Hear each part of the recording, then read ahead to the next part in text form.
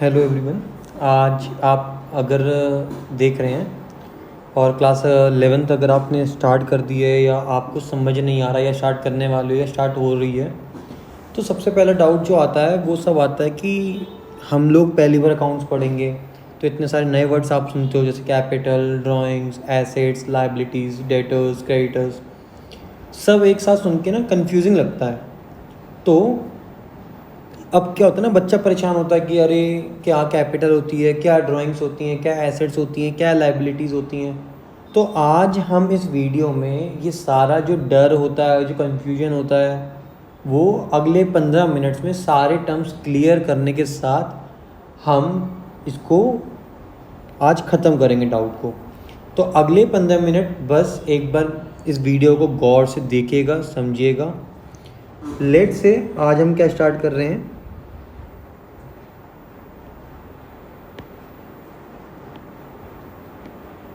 आज हम स्टार्ट कर रहे हैं क्लास 1। हम इसमें पढ़ेंगे बेसिक्स ऑफ अकाउंट्स।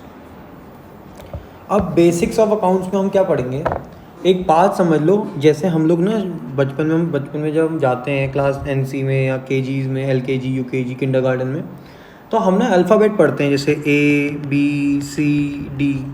तो वैसे ही ना अकाउंटेंसी में क्या होता है, आपके जो शब्द हैं जैसे कैपिटल, लाइबिलिटीज़, एसेट्स, और इसके अलावा हो गए हमारे एक्सपेंसेस, इनकम, एट्सेट्रा एट्सेट्रा, ये सब क्या हैं, ये एक तरीके से अल्फ़ाबेट हैं। क्या है ये सब? अल्फ़ाबेट्स। अब होता क्या है, आप जब नए नए स्कूल में जाते हो तो आपको टीचर क्या सिखाता है, A for Apple, B for boy. यहाँ पे आप क्या सीखोगे कि कैपिटल क्या है, लाइबिलिटीज़ क्या है। अब बिना ABCD जाने तो आप वर्ड नहीं लिख सकते ना। वैसे ही आप बिना इन सब के मतलब जाने हुए आप नहीं लिख सकते कि आगे अकाउंटेंसी नहीं समझ सकते। तो अब हम क्या करेंगे, हम आपका क्या करेंगे, एक बेस तैयार करेंगे। क्या तैयार करेंगे? बेस तैयार करेंगे। बेस में हम क्या सीखेंगे कि इन सब के मीनिंग्स। ठीक है। तो अब क्या है, मान लीजिए एक और, जैसे क्या होता है ना, बहुत सारे स्टूडेंट्स क्या होता है ना, जैसे जनरल एंट्रीज करते हैं उसमें इसलिए गलती करते हैं क्योंकि उन्हें एसेट और एक्सपेंस में फ़र्क ही क्लियर नहीं होता। तो आज ये वीडियो आप बिल्कुल भी बिना स्किप करे, चाहे कितना भी इजी लगे, कोर टर्म्स को हम एक एक चीज़ को समझेंगे। सबसे पहले हम क्या समझेंगे,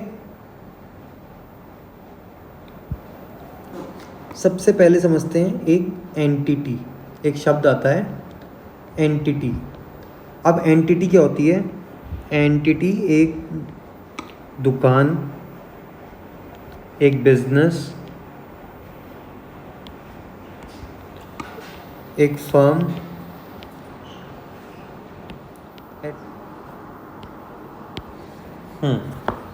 तो अब क्या है, एंटिटी क्या है? दुकान है, बिजनेस है, फर्म है, शॉप है। हम क्या करते हैं, एक हम बाज़ार में गए, लेट से ये है एक राम की मॉम ने क्या बोला, बाज़ार से जाओ सामान लेकर आओ।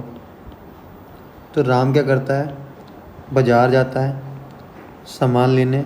लेट से मम्मी ने उसकी बोला कि आप बिस्किट लेने जाओ, तो वो क्या करता है, एक शॉप पे जाता है।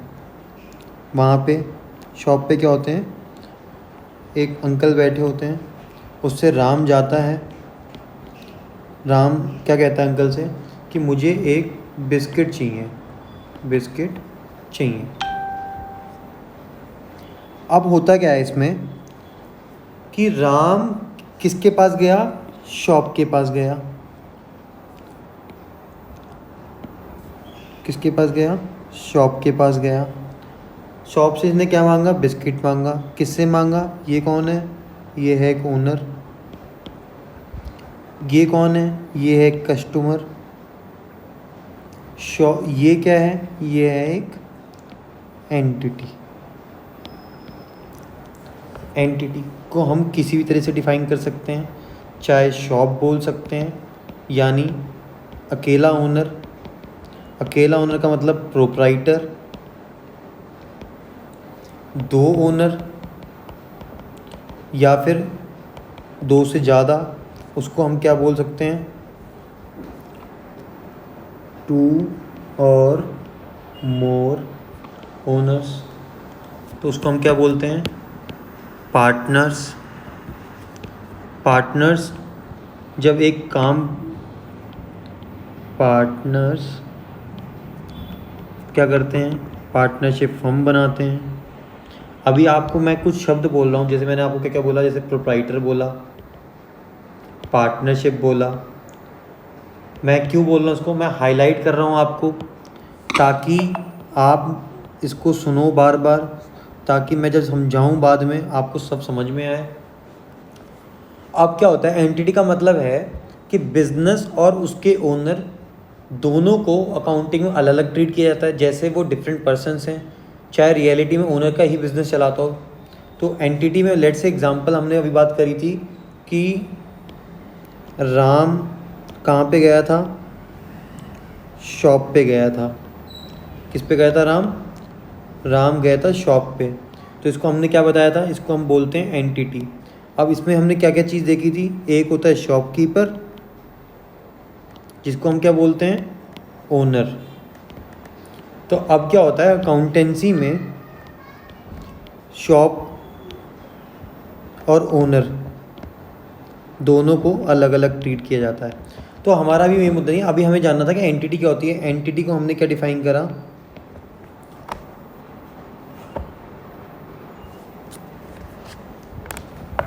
कि either it be shop, business, partnership firm etcetera, जो आपने बेसिक समझते हो। तो अब इसके बाद क्या होता है? एक और शब्द आता है हमारा, जो आप बहुत ज़्यादा इसमें सुनोगे, बिजनेस। बिजनेस क्या होता है? कि बाइंग ऑब्लिक सेलिंग, इन दोनों का मिलन से क्या बनता है? बिजनेस बनता है। ठीक है। इसके बाद एक शब्द आता है बिजनेस ट्रांजैक्शन।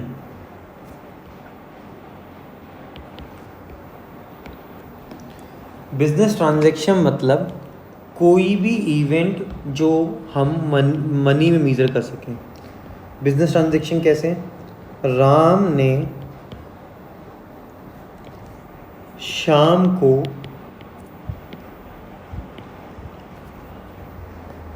दो बिस्किट बेचे। क्या बेचे? बिस्किट बेचे। और बदले में शाम ने राम को 10 रुपये दिए। तो अब ये क्या है? ये क्या हुआ? एक बिजनेस ट्रांजैक्शन हुआ। तो इस होने वाली प्रतिक्रिया को हम कहते हैं इवेंट। तो बिजनेस ट्रांजैक्शन क्या है? कोई भी ऐसा इवेंट जो कि हम मनी में मेज़र कर सकें। ठीक है। जैसे अगर आप शॉप के लिए फर्नीचर ख़रीदते हैं तो फाइनेंशियल ट्रांजैक्शन करेंगे या नहीं करेंगे? लेकिन आप सोचो, शॉप का फर्नीचर ख़रीदना वो ट्रांजैक्शन नहीं है, क्योंकि अभी आपने खाली एक सोचा, मन में क्या आया आपके कि मैं आज फर्नीचर ख़रीदूँगा। क्या ये बिज़नेस ट्रांजैक्शन है? नहीं। आप फर्नीचर की शॉप पे गए, आपने सामान ख़रीदा, बदले में पैसा दिया, ये पूरा एक बिजनेस ट्रांजैक्शन है। फिर इसके बाद हम बात करते हैं एक शब्द कैपिटल। अब क्या हुआ? आज मैं खाली बैठा था, ठीक है, मेरे को ना एक ख्याल आता है। क्या आता है? एक थॉट आता है कि क्यों ना मेरा भी एक ना शॉप हो। क्या हो? शॉप। शॉप का मतलब मेरा भी एक बिजनेस हो, ठीक है।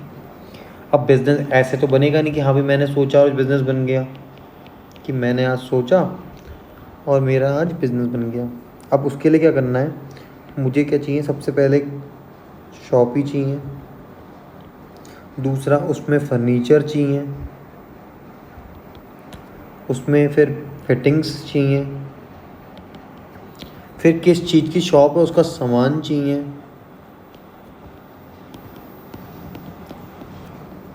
तो अब मैंने 2-3 शब्द क्या लिखे, shop, furniture, fitting, stock.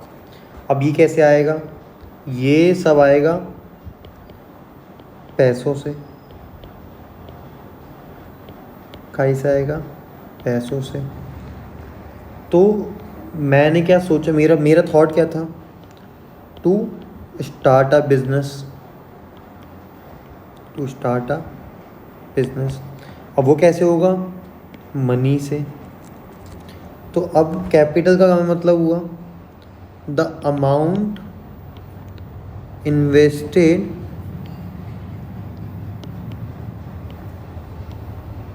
by the owner to start a business is capital।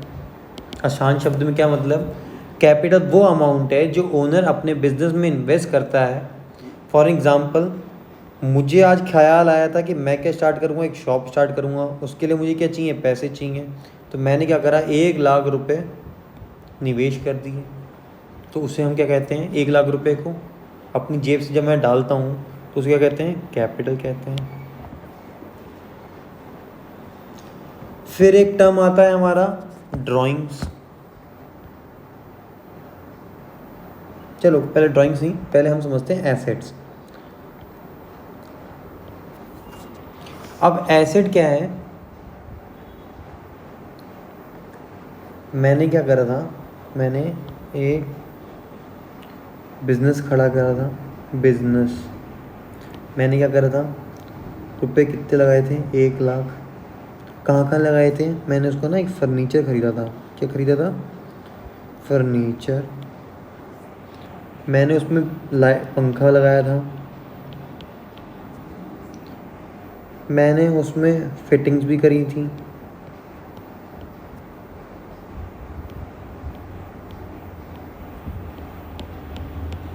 तो मैंने क्या करा, एक तो मेरे पास फिक्सचर्स आए थे, फर्नीचर आया था, मेरे पास और क्या था, इलेक्ट्रिकल अप्लायंस आए थे। ये सब क्या है, मेरे एसेट है। अब सर आप डिफ़ाइन कैसे करते हो एसेट्स को, सबसे बड़ा क्वेश्चन आता है, how do we define assets.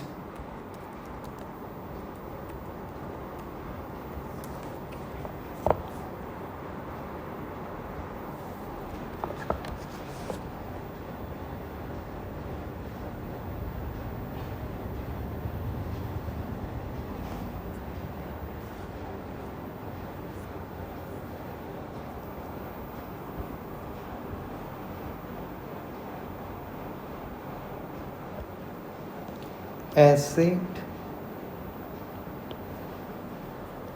is something that adds value. Value could be financially value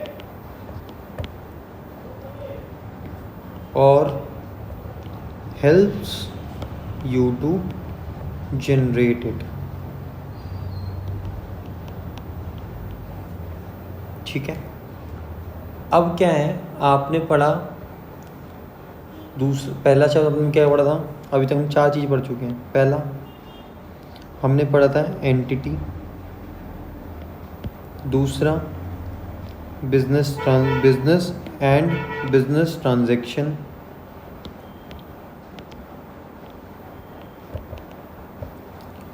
तीसरा कैपिटल, चौथा एसेट्स। अब आते हैं लाइबिलिटीज़ पे। लाइबिलिटीज़ क्या है? मैन ये है, let's say for example Ram ने क्या स्टार्ट करा? एक बिजनेस। उसमें इसने क्या लगाया था? कैपिटल। कितनी?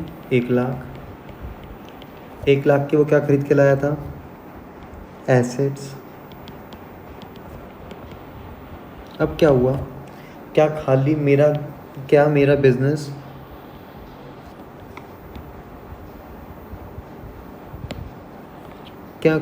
बिजनेस कैपिटल प्लस एसेट से चल जाएगा? नहीं। तो अब मुझे क्या चाहिए? मेरे पास पैसे थे 1 लाख, अब मुझे चाहिए, मेरे को 20,000 रुपये और चाहिए। क्यों? मैंने क्या करा? फर्नीचर लगा दिया, मैंने पंखा भी टांग दिया, मैंने अलमारियाँ भी बना दी। अब मुझे क्या चाहिए? मुझे चाहिए इन अलमारियों को भरने के लिए स्टॉक को हम क्या कहते हैं? इन्वेंट्री। तो मुझे क्या चाहिए? मुझे इन्वेंट्री चाहिए कितने की? लेट्स से फॉर एग्जांपल 20,000 रुपये की। तो मैं क्या करता हूँ? मैं 20,000 रुपये के लिए बैंक जाता हूँ। बैंक में जाता हूँ, मैं लोन लेता हूँ।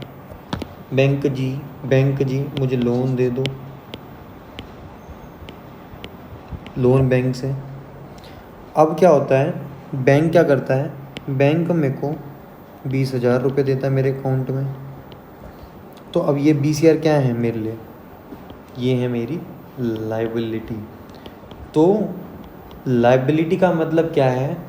लाइबिलिटी वो है जो मेरा जो ये बिज़नेस है जिसको मैंने खोला है, वो ओ करता है जो दूसरों को पे करना है। लाइबिलिटी क्या है? जो मेरे को दूसरे को पे करनी है, रीपे करनी है। मैंने बैंक से लोन लिया तो बैंक मुझसे वापस भी तो लेगा।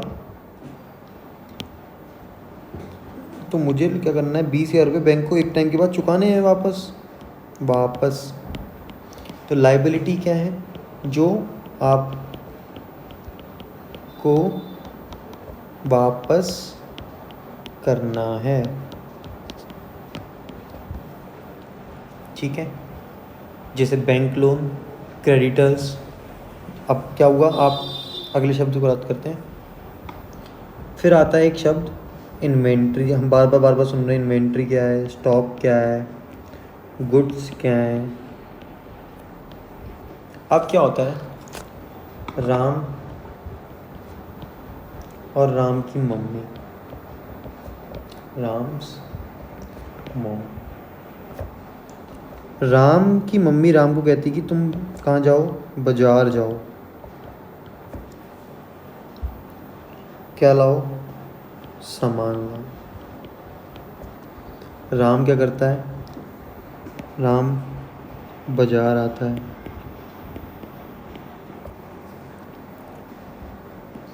वहाँ उसको मिलती है एक शॉप में क्या रखा था? सामान।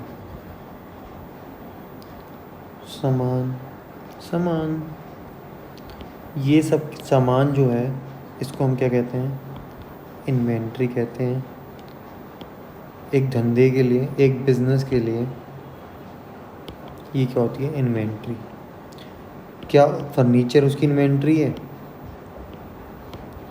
नो। क्यों? क्योंकि फर्नीचर बेचेगा नहीं। क्या पंखा उसकी इन्वेंट्री है? नो, पंखा वो बेचेगा नहीं। क्या उसकी दुकान में रखा बिस्किट उसकी इन्वेंट्री है? यस। क्यों? वो उसको बेचेगा। तो इन्वेंट्री क्या होती है? जो बिजनेस खरीदता है, किस लिए खरीदता है? रीसेल करने के लिए। रीसेल मतलब दोबारा बेचने के लिए, प्रॉफिट कमाने के लिए। To earn profit.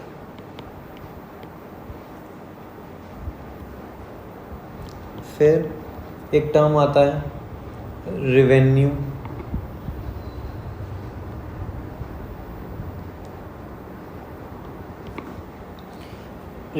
अब क्या हो रहा था?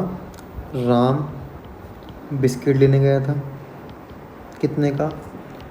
10 रुपये का। कहाँ गया था? शॉप पे। शॉप वाले ने राम को बिस्किट दिया। कितने का दिया? ₹10 का। और शॉप वाला कहीं से माल ख़रीदता होगा, वो बिस्किट कहीं से ख़रीदा होगा, लेट से ₹8 का। तो शॉप को वो बिज़नेस प्रॉफिट कितने का हुआ? 2 रुपये का। 8 रुपये का ख़रीदा, 10 रुपये का बेचा, 2 रुपये का प्रॉफिट। तो रेवेन्यू क्या है यहाँ पे? अब एक शब्द आता है रेवेन्यू, फिर हम दूसरा शब्द पढ़ेंगे प्रॉफिट। पहले बात करते हैं रेवेन्यू क्या है। इस शॉप के लिए 10 रुपये जो है हमारा, वो है रेवेन्यू, कि मैंने कितने का बेचा, कितने का बेचा। रेवेन्यू का मतलब होता है मैंने कितने का बेचा। फिर एक शब्द आता है परचेज, कितने में खरीदा।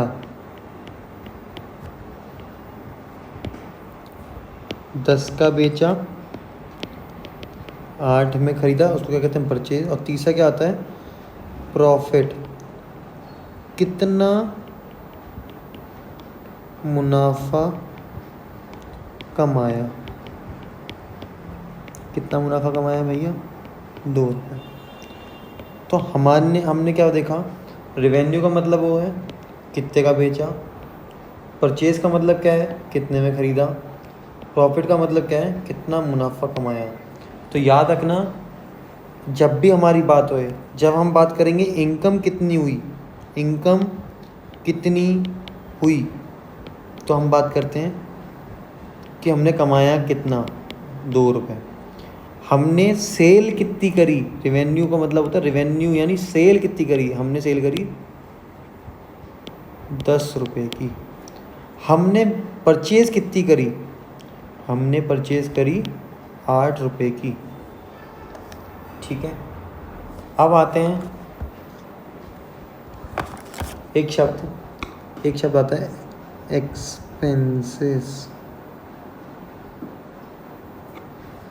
हमने क्या देखा था? हम एक जगह से 8 रुपये का बिस्किट खरीद रहे थे, मान लीजिए, और 10 रुपये का बेच रहे थे। ये है परचेज, ये है सेल। अब परचेज़ करा 8 रुपये का, ये ख़रीदा था, मान के चलिए ये ख़रीदा हमने दिल्ली से, और बेचा हमने उत्तराखंड में। अब भैया ऐसा तो है नहीं दिल्ली से उत्तराखंड अगर गाड़ी आई है तो कुछ हुआ नहीं होगा। ये चुक चुक चुक चुक चुक चुक चुक चुक चली, इसके बीच में क्या हुआ? गाड़ी का किराया लगा,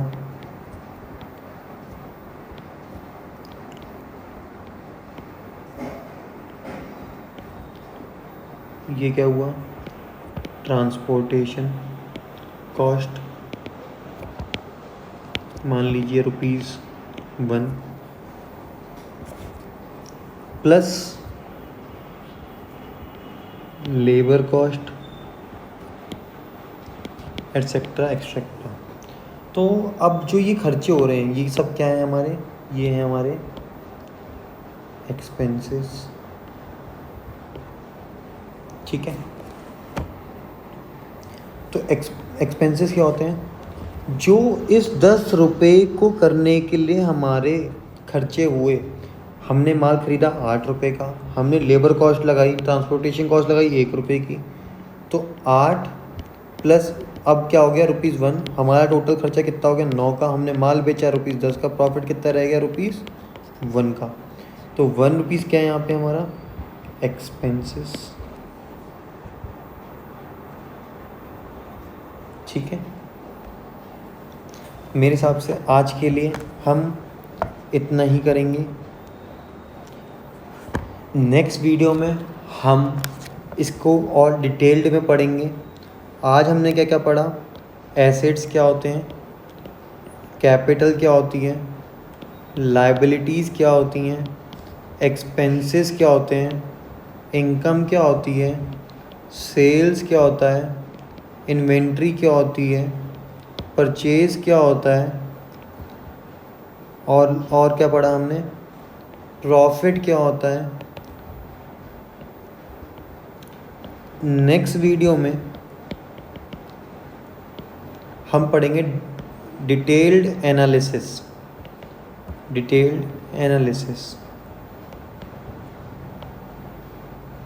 थैंक यू।